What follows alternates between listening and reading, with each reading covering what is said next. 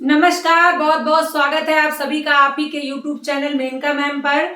और आज आप लोगों के सीटेट के ही श्रृंखला में हम आगे बढ़ेंगे और पढ़ेंगे विकास को। इससे पहले वाले वीडियो में हमने आप लोगों को टिप्स दिया था कि कैसे सीटेट को क्रैक करना है, कैसे सीटेट को पास करना है, जिसमें मैंने बताया था कि आपको प्रीवियस ईयर के पेपर खूब सॉल्व करने हैं और बार बार आए हुए क्वेश्चंस को देखना है। हमने आपको कुछ निगेटिव पॉइंट और कुछ पॉजिटिव पॉइंट बताए थे। आई होप आपने उसको देखकर पेपर सॉल्व किया होगा और कई क्वेश्चन सही कर ले गए होंगे, मुझे पूरी उम्मीद है। इससे पहले आप लोगों को हमने ऑलरेडी 4-5 वीडियो पढ़ा दिया है सीटेट का, उसी के क्रम में मैं आगे बढ़ूंगी। जो सीटेट में इंपॉर्टेंट टॉपिक है उसी को पढ़ाऊंगी। इससे पहले हमने आपको शिक्षण पढ़ाया है। शिक्षण का वीडियो अगर आपने नहीं देखा होगा तो पहले जाकर शिक्षण के सारे वीडियोस आप देख लीजिएगा। इसके बाद जो है हम इसी श्रृंखला में आगे बढ़ते रहेंगे। जितने भी टॉपिक सीटेट के लिए इंपॉर्टेंट हैं वो सारे टॉपिक्स एक एक करके पढ़ाएंगे, जिसमें सबसे इंपॉर्टेंट टॉपिक आपका शिक्षण था जो ऑलरेडी पढ़ाया जा चुका है। उसके बाद जो दूसरा सबसे इंपॉर्टेंट टॉपिक है वो विकास। विकास को हम 2 भागों में पढ़ेंगे। पहले वीडियो में हम जानेंगे कि विकास क्या है और विकास जो है कितने क्षेत्रों में होता है और विकास को प्रभावित करने वाले कारक क्या है। दूसरे वीडियो में हम लोग पढ़ेंगे सबसे ज्यादा इंपॉर्टेंट विकास की अवस्थाओं को। इस तरह से हम सीटेट के जितने इंपॉर्टेंट टॉपिक है खत्म कर देंगे। हमने ऑलरेडी आरटीई 2009 पढ़ाया है, फिर से मैं पढ़ा दूंगी ताकि सीटेट के जितने भी आपके टॉपिक्स हैं वो क्लियर हो जाएं और आप सीटेट आसानी से क्रैक कर सकें। आपके पेपर दिसंबर और जनवरी में होंगे। सीटेट के दिसंबर और जनवरी तक वो सारे टॉपिक मैं खत्म कर दूंगी जो आपके सीटेट के लिए इंपॉर्टेंट है। बस आपको पूरा वीडियोस को ध्यान से देखना है। तो तैयार हो जाइए। आज हम लोग क्या पढ़ेंगे बेटा? विकास को पढ़ेंगे। हमारा बहुत ही इंपॉर्टेंट टॉपिक है विकास। सबसे पहले हम जानते हैं कि विकास क्या है। तो विकास बेटा परिवर्तन का सूचक है। यथासंभव यानी निजी समय में या कुछ समय में या वर्तमान समय में होने वाले परिवर्तनों को ही हम विकास कह सकते हैं। किसी समय में होने वाले परिवर्तन को हम विकास कहते हैं। समय एक सा नहीं होता है, आप सभी को पता है। पहले के लोग कैसे रहते थे और अब के लोग कैसे रहते हैं, ये परिवर्तन और विकास के ही कारण हो पाया है। हम जो भी परिवर्तन देखते हैं वही हमारा क्या है? विकास है। जैसे पहले के समय के लोग जो है नग्न अवस्था में रहते थे, उसके बाद वो पत्ते पहनते थे। उसके बाद जब कपड़े का आविष्कार हुआ तो ऊट पटांग कपड़े पहनने लगे। फिर धीरे धीरे करके सिल्क के कपड़े पहनने लगे। फिर उसके बाद धीरे धीरे करके जीन्स आ गया। फिर उसके बाद बहुत सारे वेराइटीज आ गई, अलग अलग तरीके से, सूती, ऊनी, अलग अलग तरीके से आ गए। तो हमारा धीरे धीरे क्या हुआ? परिवर्तन हुआ और धीरे धीरे हमारा विकास हो गया। तो विकास ही क्या है? परिवर्तन ही है। विकास क्या है? परिवर्तन है। जो हमको आगे की ओर ले जाए वही हमारा क्या है? विकास है। विकास एक सार्वभौमिक प्रक्रिया है, यानी व्यक्तिक भी होता है और सामाजिक भी होता है और हर जगह होता है। विकास का कोई पर्टिकुलर क्षेत्र नहीं है, ये सभी क्षेत्रों में पाया जाता है, चाहे वो व्यक्तिक हो चाहे वो सामाजिक हो। व्यक्तिक में हम समझ सकते हैं कि जैसे व्यक्तियों में जो डेवलपमेंट या परिवर्तन होता है और समाज में जो परिवर्तन होता है उसे हम सामाजिक तौर पे समझ सकते हैं। वृद्धि जो होती है वो विकास का ही एक स्वरूप है जिसे शारीरिक ग्रोथ से लगाया जाता है। कहने का तात्पर्य है कि विकास के कई क्षेत्र हैं। अगर हम देखें तो विकास के कई क्षेत्र हैं। विकास शरीर का भी होता है, यानी शारीरिक विकास होता है। हमारा विकास क्या होता है? शारीरिक भी होता है, मानसिक भी होता है, मानसिक विकास भी होता है, नैतिक विकास भी होता है, नैतिक विकास भी होता है, संवेगात्मक विकास, संवेगात्मक विकास और सामाजिक विकास, और सामाजिक विकास। इसको हम एक एक करके समझेंगे बेटा। शारीरिक विकास का मतलब होता है कि क्या हम हमेशा एक जैसे रहते हैं? नहीं, उसमें धीरे धीरे परिवर्तन होता रहता है। उस परिवर्तन को हम वृद्धि कहते हैं और वृद्धि भी विकास का ही एक अंग है। तो हमारा शरीर भी विकसित होता रहता है, धीरे धीरे उसमें परिवर्तन आता रहता है, अंग प्रत्यंग हमारे बढ़ते रहते हैं। मानसिक रूप से भी हमारा विकास होता है, यानी कहने का मतलब यह है कि हम मानसिक रूप से भी तैयार हो जाते हैं और परिवर्तित हो जाते हैं। हम जब छोटे होते हैं ना हमें भाषा पता होती है और ना रीति रिवाज, परंपरा और ना व्यवहार, लेकिन जैसे जैसे हम बढ़ते हैं हमारे अंदर परिवर्तन आता है। वही परिवर्तन ही हमारा क्या है, विकास है। हमें बोलना आता है, हम व्यवहार करना आता है और हमारे अंदर संवेगात्मक रूप से स्थिरता भी आती है। नैतिक विकास, हमारे अंदर नैतिकता आती है। अगर मनुष्य समाज के बीच में ना हो, अगर उसमें परिवर्तन ना हो तो उसके और जानवर में कोई अंतर नहीं रह जाता है। लेकिन मनुष्य के अंदर सीखने की प्रवृत्ति होती है, जिस कारण वो अपना डेवलपमेंट आसानी से कर लेता है। उसे पता है कि हाथ से खाना खाया जाता है, पैर से चला जाता है, आंखों से दिखाई देता है, इसी प्रकार से वो कार्य करता है। तो हमारे अंदर नैतिकता जो होती है वो भी विकास का ही एक पार्ट है। परिवर्तन मतलब विकास। संवेगात्मक विकास, संवेगात्मक विकास का मतलब होता है बेटा हम अपने आप को कंट्रोल करना भी धीरे धीरे करके सीख जाते हैं। जब एक बच्चा छोटा होता है तो संवेगात्मक रूप से अस्थिर होता है। कहने का मतलब ये है कि वो जो है कभी हंसता है, कभी रोता है, तो इस तरह से हम देखते हैं कि उसका संवेग क्या होता है, स्थिर होता है। लेकिन जैसे जैसे उसकी आयु बढ़ती है वो अपने संवेगों पर नियंत्रण करने लगता है और वो संवेगात्मक रूप से मजबूत हो जाता है। ये भी एक डेवलपमेंट है।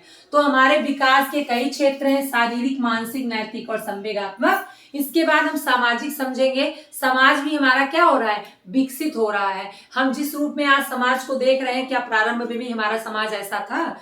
ऐसा बिल्कुल नहीं था। आप लोग पढ़ते होंगे पाषाण काल, फिर पूरा पाषाण काल, फिर नवपाषाण काल, ये सब क्या है, हमारे युगों में बांटा गया कि हमारा जो डेवलपमेंट हुआ है वो कैसे हुआ है। धीरे धीरे करके परिवर्तन होते होते होते होते आज हम इस स्वरूप में आ गए हैं कि हमें पता है कि आग क्या है, पानी क्या है, खाने पीने वाली सारी चीजें हमारे पास है, पहनने के लिए सारे तरह के कपड़े हैं।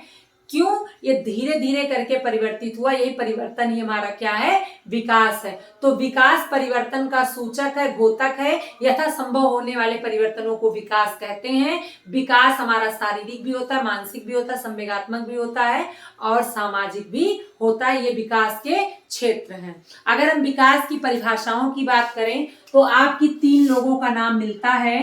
एक आपका मुनरो का पूछा जाता है, एक क्रो एंड क्रो का पूछा जाता है और एक आपका किसका पूछा जाता है बेटा, क्रो एंड क्रो का पूछा जाता है, मुनरो का पूछा जाता है और एक आपका पूछा जाता है, पूछा तो कई लोगों का जाता है, हरलॉक का, गेसल का, लेकिन उसमें सबसे ज्यादा जो इम्पोर्टेंट है वो क्रो एंड क्रो है और आपके स्किनर हैं। तो इन लोगों की परिभाषा आप लोग जान लीजिए कि विकास के संदर्भ में इन्होंने कौन कौन सी परिभाषा दी है। तो आपका मुनरो ने कहा है कि परिवर्तन की वह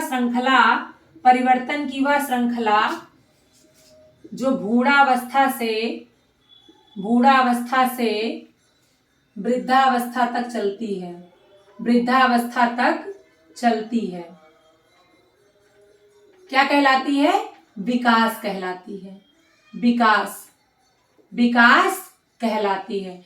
यानी परिवर्तन की वह श्रृंखला जो भ्रूणावस्था से कहां तक चलती है बेटा, वृद्धावस्था तक चलती है। क्रो एंड क्रो ने क्या कहा है कि जन्म से लेकर वृद्धावस्था तक के सारे अवस्थाओं का अध्ययन करता है कौन, शिक्षा मनोविज्ञान। इन्होंने क्या बताया है विकास के संदर्भ में कि मनुष्य का विकास का जो क्रमिक विकास है वो सारे का अध्ययन कौन करता है, मनोविज्ञान करता है। यानी जन्म से लेकर है ना वृद्धावस्था तक सभी अवस्थाओं का अध्ययन करता है, समस्त अवस्थाओं का अध्ययन करता है। कौन करता है, शिक्षा मनोविज्ञान। ये परिभाषा है। इसके बाद आपके स्किनर महोदय क्या कहते हैं कि जीव और उसके विकास, पहले लिखेंगे विकास की परिभाषा है ना, तो विकास जीव और उसके वातावरण के बीच अंतःक्रिया का प्रतिफल है। ये परिभाषा बहुत इंपॉर्टेंट है बेटा, ये परिभाषा आपकी बहुत इंपॉर्टेंट है। आया है 2014 या 13 में शायद आया था कि ये परिभाषा किसकी है कि विकास जीव और उसके वातावरण के बीच की अंतःक्रिया का प्रतिफल है। तो ये किसने कहा है बेटा? स्किनर ने कहा है। मुनरो का भी आ चुका है, उन्होंने कहा है कि परिवर्तन की वह श्रृंखला है जो भ्रूणावस्था से लेके वृद्धावस्था तक या अंतिम अवस्था तक चलती है। क्रो एंड क्रो क्या कहते हैं कि जन्म से लेके वृद्धावस्था तक की सारी अवस्थाओं का अध्ययन कौन करता है? शिक्षा मनोविज्ञान करता है। विकास में आपके जो सीटेट का पैटर्न है वो ज्यादातर यही पूछता है कि कौन सी अवस्था में कितनी आयु थी या कौन सी विशेषता थी। यहाँ से क्वेश्चंस कम बनते हैं। सीटेट का पैटर्न टेट से बहुत ही अलग है बेटा। हमको सीटेट के पैटर्न के हिसाब से चलना है क्योंकि हम सीटेट स्पेशल पढ़ रहे हैं। तो हमने आपको विकास पढ़ाया। विकास क्या है? परिवर्तन की श्रृंखला है, यानी जो है एक परिवर्तन की श्रृंखला है, क्रमिक व्यवस्था है जिसमें शारीरिक, मानसिक, नैतिक रूप से हमारी प्रगति होती रहती है। ये तीनों परिभाषाएं आप लोग नोट कर लीजिएगा। इसके बाद हम लोग पढ़ेंगे विकास को प्रभावित करने वाले क्षेत्र।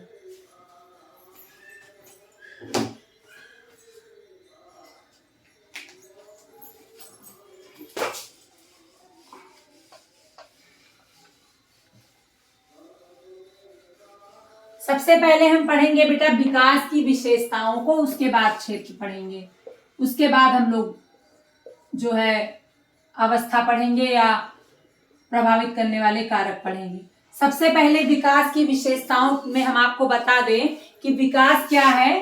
अनवरत चलने वाली प्रक्रिया। अनवरत मतलब निरंतर चलने वाली प्रक्रिया, निरंतर चलने वाली प्रक्रिया है। विकास क्या है? निरंतर चलने वाली प्रक्रिया है। दूसरा, विकास सार्वभौमिक प्रक्रिया है। क्या है बेटा? सार्वभौमिक प्रक्रिया है। इसके बाद विकास परिवर्तन का घोतक है। विकास परिवर्तन का घोतक है, घोतक है। यथासंभव होने वाला परिवर्तन विकास है। विकास जीवन पर्यंत चलने वाली प्रक्रिया है, जीवन पर्यंत चलने वाली प्रक्रिया है। विकास वैयक्तिक व सामाजिक दोनों है, वैयक्तिक व सामाजिक दोनों है। विकास प्रगति का सूचक है, प्रगति का सूचक है। विकास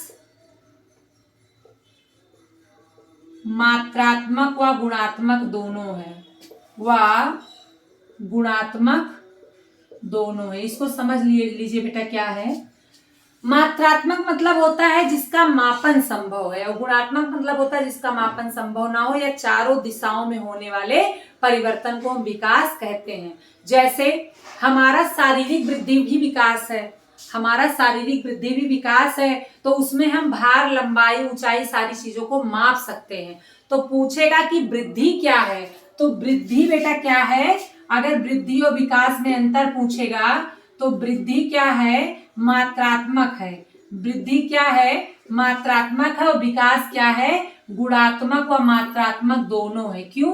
क्योंकि विकास के अंतर्गत ही वृद्धि आती है। अगर शारीरिक रूप से हम देखें तो हम किसी भी अंग का लंबाई या किसी भी अंग का भार या शरीर की ऊंचाई का भार, ऊंचाई, सारी चीजें हम माप सकते हैं। तो वृद्धि क्या है? मात्रात्मक। और आपका विकास क्या है? वो भी मात्रात्मक भी है।